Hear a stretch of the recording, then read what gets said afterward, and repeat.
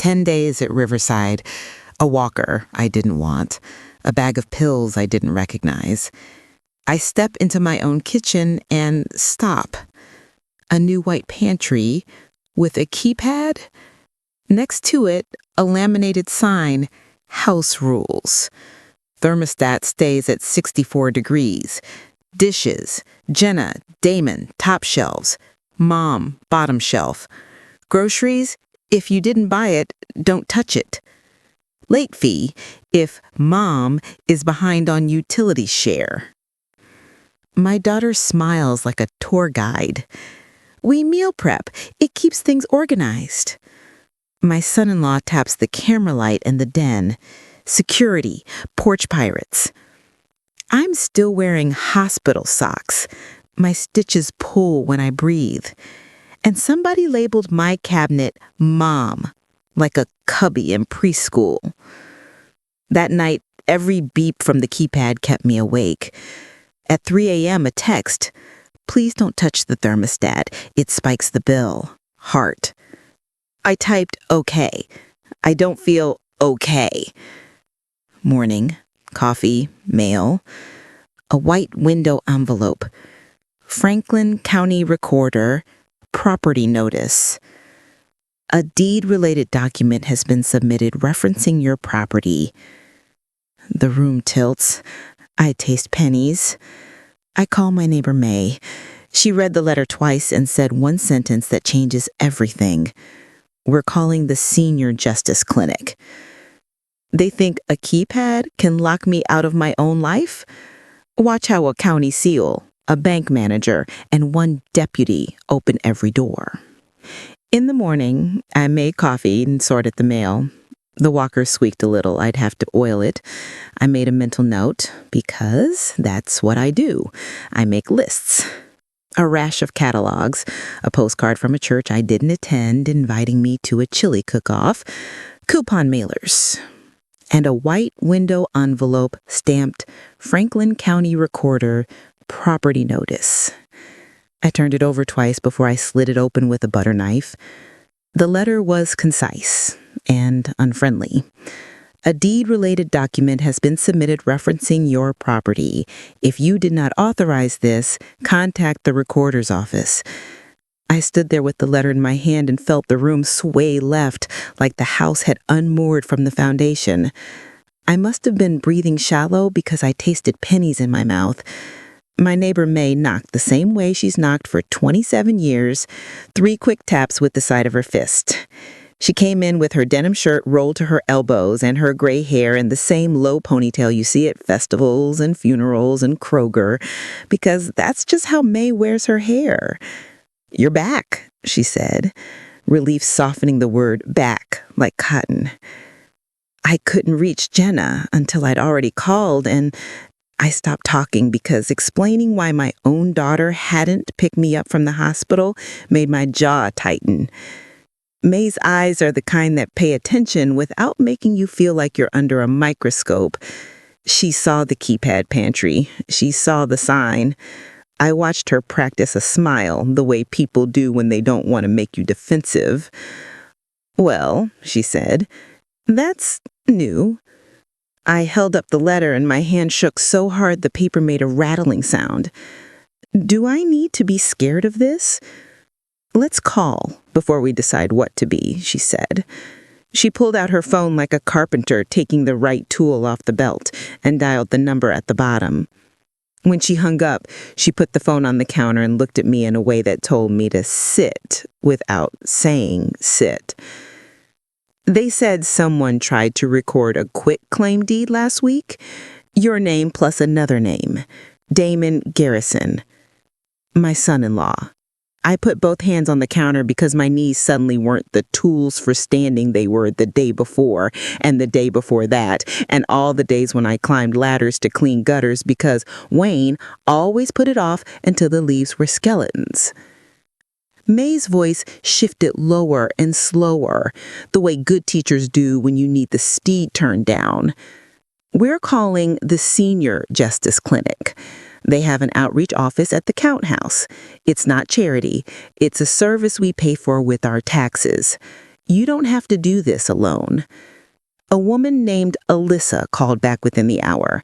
We told her I was home from the hospital and my daughter and son-in-law had moved in last year to help, and there was a new pantry with a keypad and a laminated sign that said I owed a late fee if I didn't pay my utility share on time.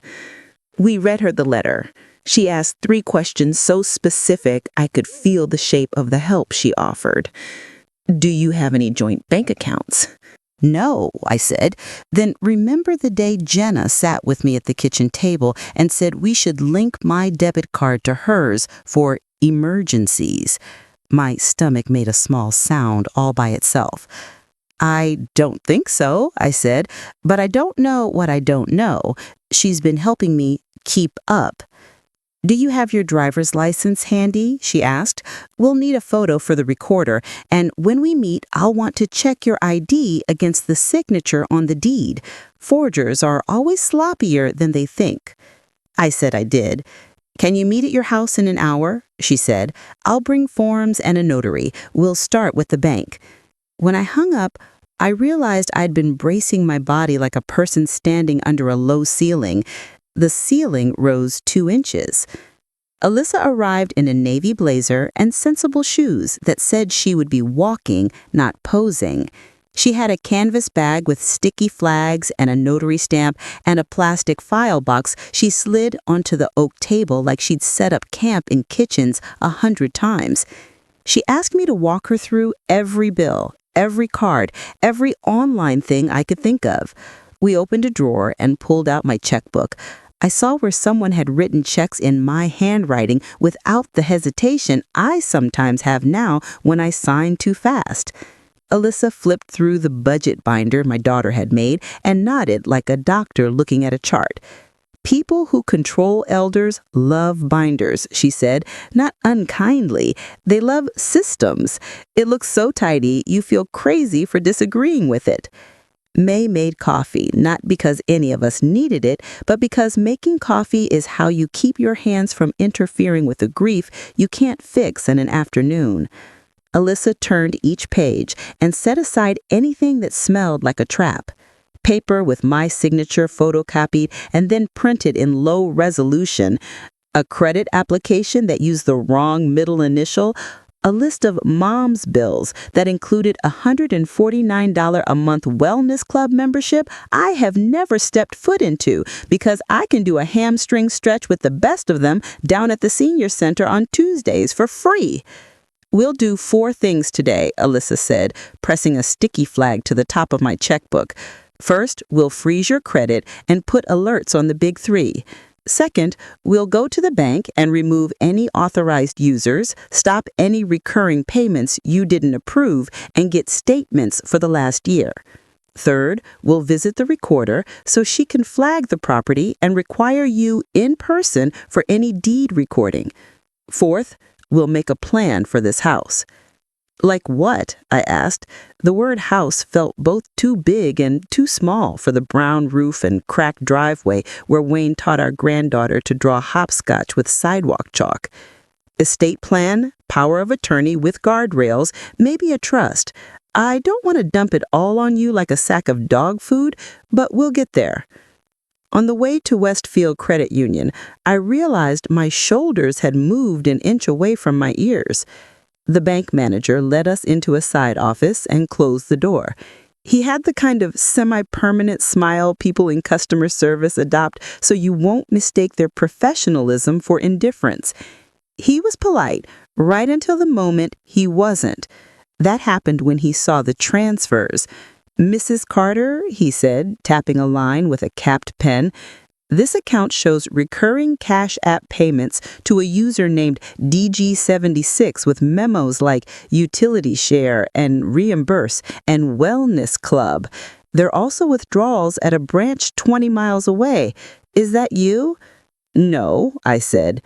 My voice didn't waver. It surprised me. He switched from smile to the look of someone who sets things right for a living. It's a good look to see on a human being. Alyssa slid him the letter from the recorder and the photocopy of the quit claim. He glanced at the signature and shook his head slightly. He printed 2 neat manila folders. One had my real accounts in it. One had everything in dispute.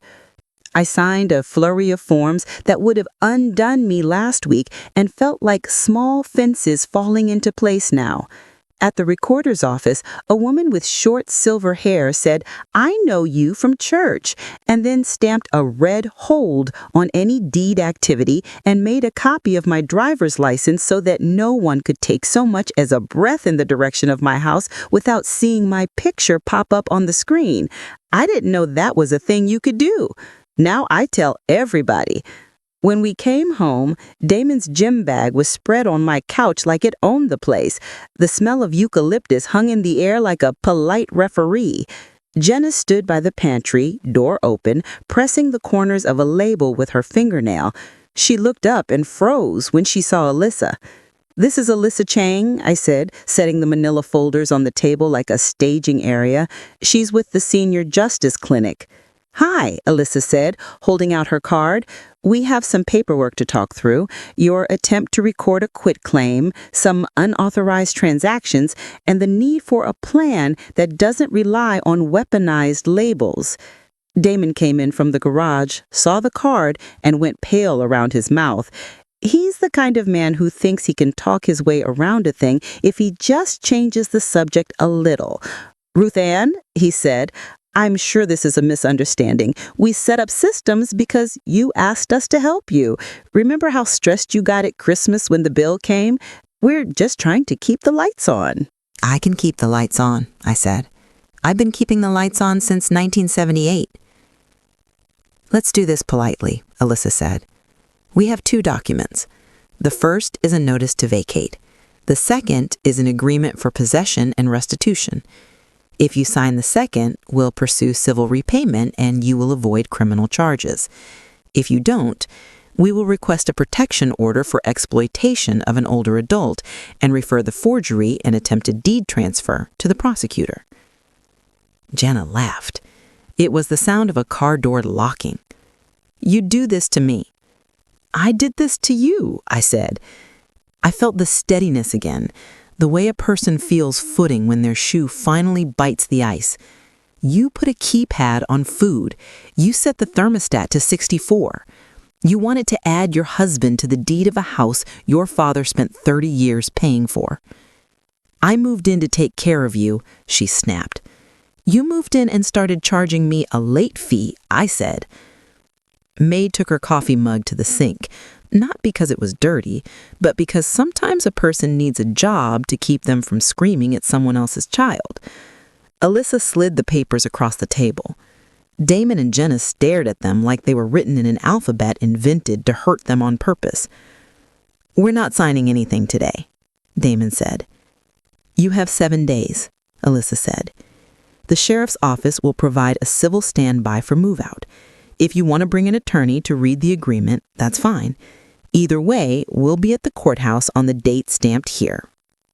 That night, I slept in my own bed in the back room, and May unclugged the camera in the den and set a chair under the doorknob, even though no one in my life has barged into my bedroom in 50 years. When I woke at 2, the house sounded like the house, again. Not like a hotel, not like a rental somebody else decorated, not like a nest where you're a guest. I walked to the kitchen in the dark and drank water from the heavy glass Wayne liked, the one with the bubble trapped in the base. I didn't turn on any lights. I wanted to see the pantry by moonlight to make sure it was real and not a dream that would evaporate at daylight. The keypad blinked softly like a heartbeat. I tapped it and nothing happened because I didn't know the code. I must have stood there for a minute with my fingers on the numbers, remembering every time a door closed on me that I had paid for. In the morning, the county recorder stamped another form, and Alyssa filed for a temporary protection order and hearing date. The sheriff called and gave us a window for the civil standby, Monday, 10 to noon. He said it's just to keep the peace, and I could hear kindness in his voice without seeing his face. On Sunday afternoon, Jenna ripped the labels off the pantry one by one with the furious delicacy of someone removing a Band-Aid from a sore spot they won't admit is there. Damon stacked boxes from stores I don't walk into because they sell sweaters for what I consider stupid money. He didn't look at me. He didn't look at Alyssa's card still on the table. He could look anywhere else in the room and find a surface that told him this was his house. He chose the pantry. "You'll be sorry," Jenna said.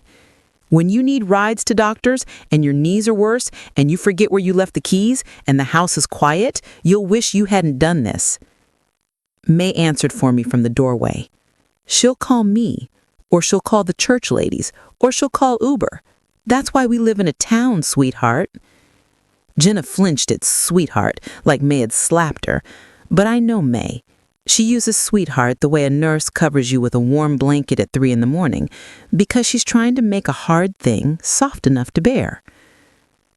At 10 o'clock on Monday, the deputy parked at the curb, hands loose on his belt, eyes the color of someone who has seen a lot and still believes in lanes. He watched without watching as Damon and Jenna loaded their SUV. No thrown plates, no dramatic scene, just the small humiliations of packing fast, a suitcase that won't zip, a tangle of cords, a bag of groceries dropped on the step. When they finished, Jenna turned and looked at me like the world was a room and I had rearranged the furniture without telling her. "Take care of yourself," she said. It sounded like a warning, so I accepted it as a promise. "I will," I said. That was the point. They drove away, and the deputy tipped 2 fingers and followed. And the house was quiet in a way it hadn't been in a year. Not empty, settled. Like a pond after the teenagers stopped jumping off the dock. Alyssa gathered the last of the papers and hugged me the way professionals do, sincere and brief. "I'll see you at the hearing," she said. "We'll handle the money through civil court. The recorder will call if anyone sneezes in the direction of your deed." May and I took down the laminated house rules and peeled the tape carefully so the paint wouldn't come with it. That left a clean rectangle on the wall, paler than the rest. We stood back and looked at it like a scar after the stitches come out. It didn't bother me. Scars are records of repairs. We sold the Keypad Pantry on Facebook Marketplace to a young couple with 2 toddlers and a third on the way who needed zones. I wished them nothing but good labels and kindness. We used the cash to buy a solid oak hutch from the Methodist thrift store down on Broad. It smelled like lemon oil and Sundays. May and I slid it against the wall, and for the first time in months, my kitchen looked like it belonged to the woman who learned to make biscuits in it, not the couple who tried to lock her out of her own crackers.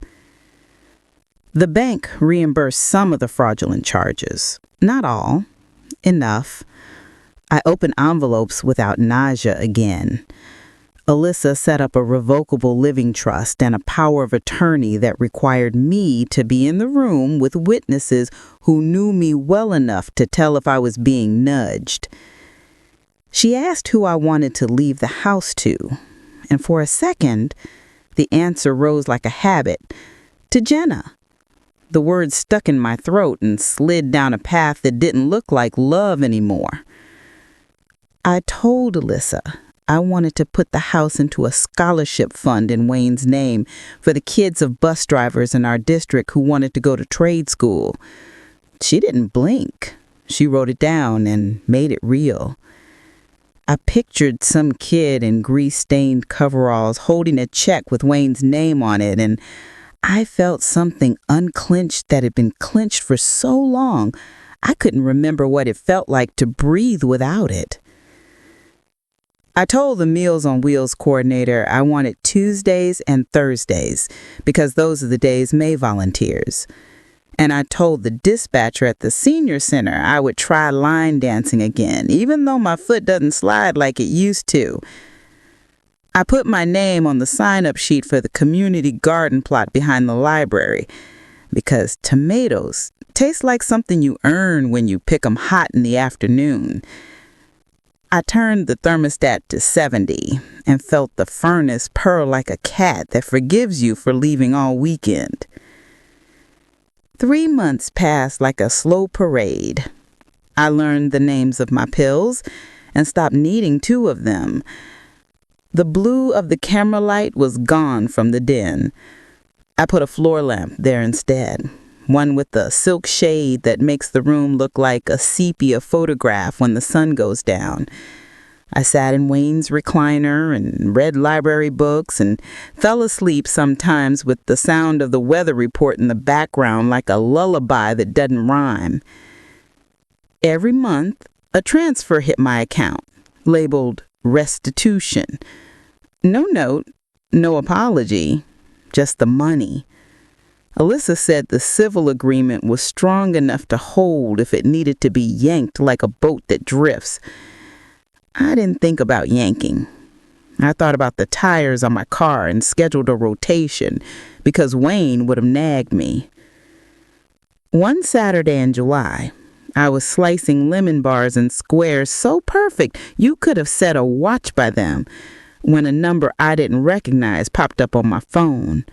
I almost let it go to voicemail, and then decided whatever nerve was required to answer was a muscle I needed to exercise. "Mom," Jenna said. Her voice was smaller than anything I'd heard from her in years. Not baby small, human small. "Yes," I said, because there are sentences that are more trap than bridge, and I wasn't going to be rushed into one.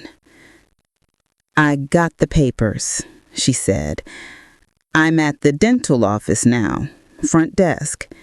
Damon and well, Damon's not here." "I hope you're okay," I said. I meant it. The trick is to mean it and keep your boundaries. I didn't know how to do that at 25. I'm learning now.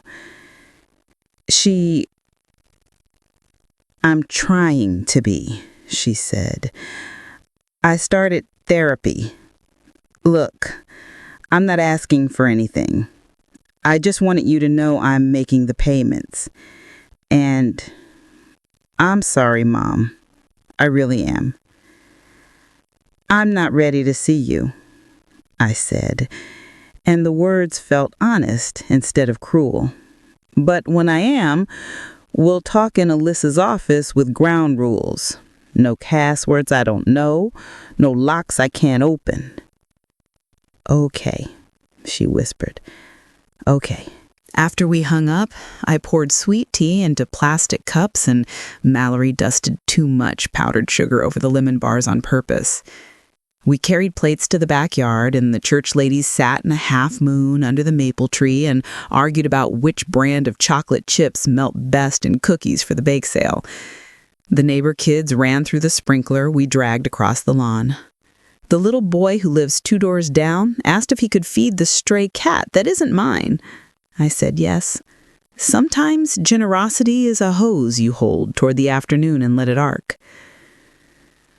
On the day of the hearing, the county courthouse smelled like old paper and hand sanitizer. Alyssa talked to the bailiff and then to the prosecutor, and I didn't have to testify to anything except my own name. The judge looked like a woman who knows where her keys are and asked me to confirm the signature on the deed was mine and the one on the attempted quitclaim was not. I confirmed. The judge made it official that my house was protected the way it should have been all along. She told Damon that if he set foot on the property without my permission, she would see him again under circumstances he would not enjoy. He nodded like a bobblehead doll. Walking out of the courtroom, I realized I had been bracing for something worse, like a punch that never lands and leaves your muscles buzzing anyway. A man in a suit held the door open for us and said, "Have a good day," in a voice that sounded like he meant it. I did. In August, the senior center line dancing class learned a move that made my left hip complain. I stood at the back next to Mallory, who has the rhythm of a clock. The instructor laughed when we got our feet tangled and said, "It's a dance, not a test." I wrote that on an index card and stuck it on my refrigerator like a kid's spelling word. In September, I took a pie to the Labor Day picnic at the park and sat on a folding chair and told a woman from church about the Recorder's Deed Alert program and watched her write it down in pencil so hard the tip snapped. I wrote down the phone number for her with my pen and said, "Put it on your fridge. Tell your sister." We're the town crier now. The women who get the word out about things you don't know you can prevent until it's too late. It felt like a job, not a burden. I threw away the laminated house rules I'd stuffed in a drawer and didn't want to look at anymore. I kept the label maker. Label makers are tools. The problem was never labels. It was the hands that used them. One afternoon in October, a white envelope with government postage paid sat on my mat like a toad. It wasn't the Recorder this time. It was Social Security reminding me to update my address if I moved. I laughed because sometimes the universe tosses you a softball. I checked the address, Sycamore Lane, still here, still mine. For the first time in a long time, the words felt like a blanket instead of a chain. I put my feet up on Wayne's ottoman and looked around the den and did the math on how many times I had rearranged this room since 1989. New lamps, new throw pillows, the rug from Mallory when she changed her color scheme. You can make a lot feel like new without buying a pantry with a password.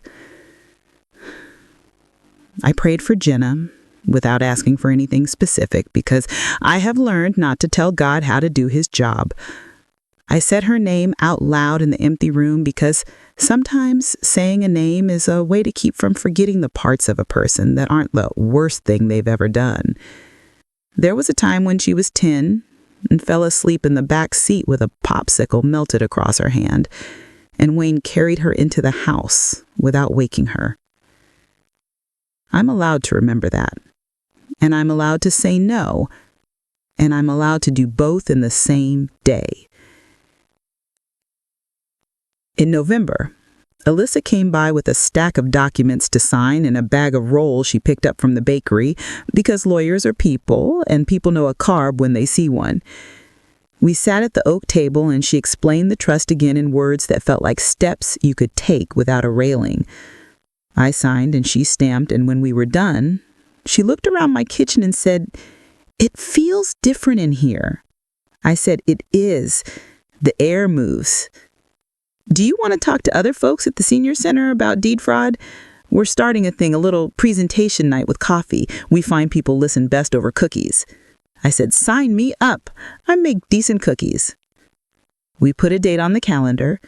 I cleaned out the drawer that had the leftover strups of label tape and the thumbtacks and Wayne's old fishing license from 1997. I found the pencil he always sharpened with his pocket knife, so it had a long, perfect point. I stuck it behind my ear like he used to and laughed at myself in the reflection of the microwave door. On the night of the presentation, 20 women showed up in the church basement. We set out store-bought sugar cookies on paper plates and a carafe of coffee that tasted like the inside of a thermos. I told the story the way I'm telling it now, without raising my voice, without asking for pity. Every time a head snapped up, I knew I'd found a place that hurt for someone else. A woman in a red cardigan rubbed the inside of her elbow where a bruise would be on someone else and said, "My nephew moved in and started getting mail here I didn't understand." I wrote down Alyssa's number for her. Another woman told us her neighbor keeps her front door locked now and doesn't understand why she's embarrassed to say it. We put our hands around our cups of coffee and said the word embarrassed out loud until it shrank. On a Thursday in December, a card came in the mail with my name written in my daughter's handwriting, which is the same as it was in 3rd grade when she dotted her I's with hearts. Inside was a letter, not a diatribe, not a plea, just words about therapy and work and a new apartment with a lock she controls and a window that faces east And at the bottom, in a box, she drew like a kid completing an assignment, the words, "I don't expect forgiveness. I do expect to keep learning. Thank you for protecting yourself. I love you. Jenna." I put the letter in the drawer with the pencil and the fishing license and the index card that says it's a dance, not a test. I didn't respond, not because I didn't want to, because I wanted to respond in a way I wouldn't regret later. That's the thing about boundaries. They don't just keep other people out. They keep your best self in. Christmas was small, in the best way. May brought over her famous Jell-O salad, the one with suspended fruit that makes people call it 1975 in a bowl. The church ladies drew names and exchanged fuzzy socks in the kitchen while I stirred gravy. The thermostat was set to exactly what I wanted.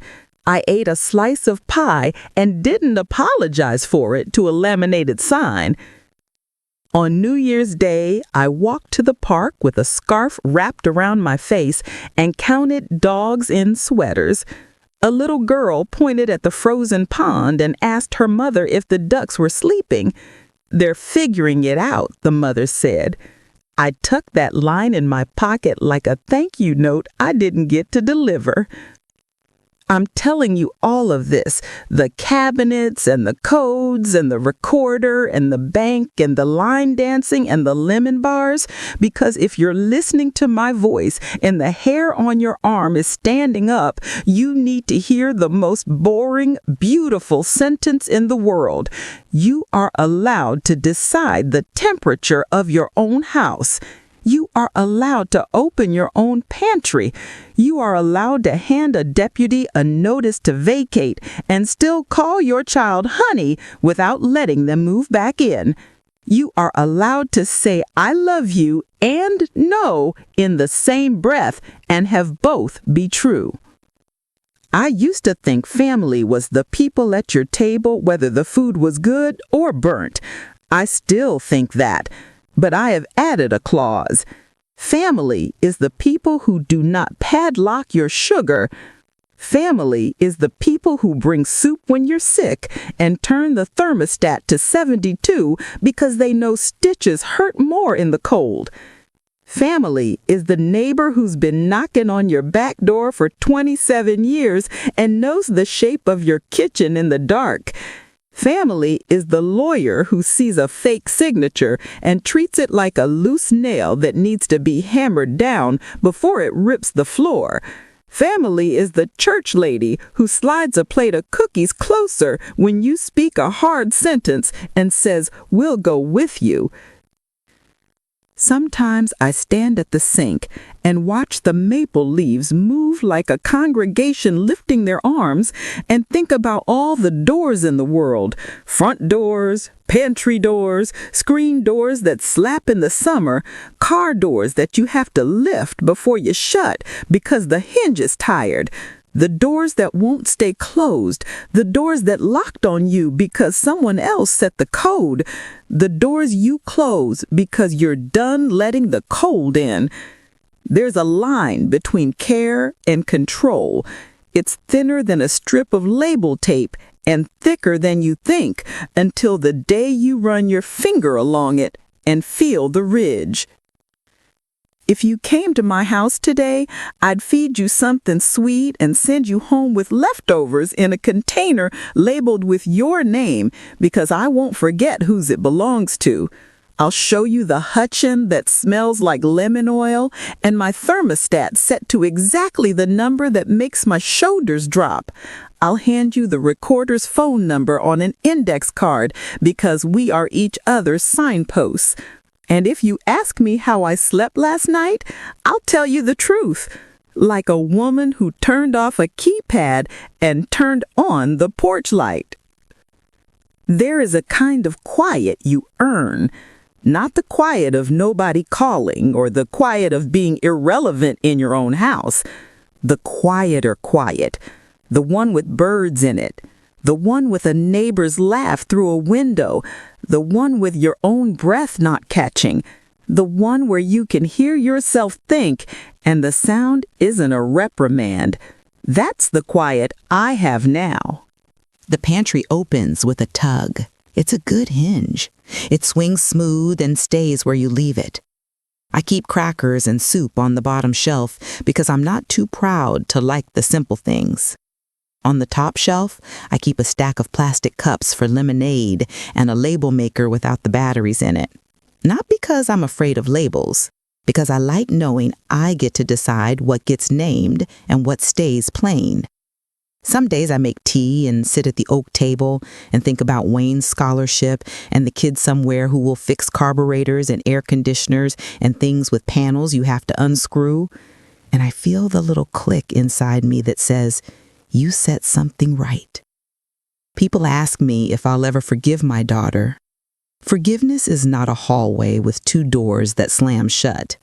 It's a path through a field with tall grass that sometimes rubs your ankles the wrong way. Some days I can see the path. Some days I sit on the porch and watch the wind comb the grass and decide to walk it another day. When I'm ready, we'll meet in Alyssa's office and we'll sit down like adults with ground rules and a box of tissues and a pen. We'll tell the truth and not the version we practiced. We'll say things we wish we'd said earlier and wonder if they would have mattered then. We'll decide what door stays open and what door stays closed and who gets a key. Until then, I live in my house. I go to line dancing and mess up the turn and laugh. I bring a casserole when someone dies because casseroles are edible sympathy and they hold up in a freezer when grief comes in waves. I pull dandelions and think about Wayne fussing because I'm pulling the wrong thing. I pet the cat who isn't mine while she pretends she doesn't like me.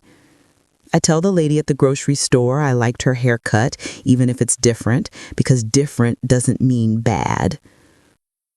If you are listening and you hear a beep in your kitchen you didn't ask for, if your house is cold at 64 and someone tells you it's for your own good, if a letter arrives with a county seal and a word like deed that makes your stomach get small, I want you to imagine my oak table and a navy blazer and a neighbor who smells like Tide.